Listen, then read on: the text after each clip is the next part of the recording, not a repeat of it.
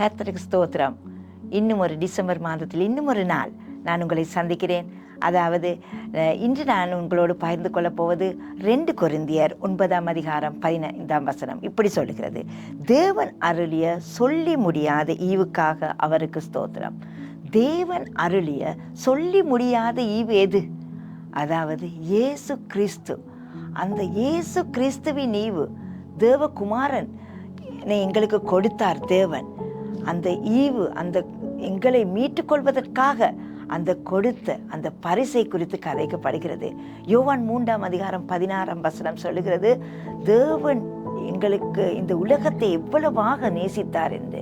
அதாவது நாங்கள் அழிந்து போவாமல் எங்களை மீட்டுக்கொள்வதற்காக தன்னுடைய ஒரே பேரான குமாரனை எங்களுக்காக கொடுத்த அந்த பரிசை குறித்து கூறப்படுகிறது.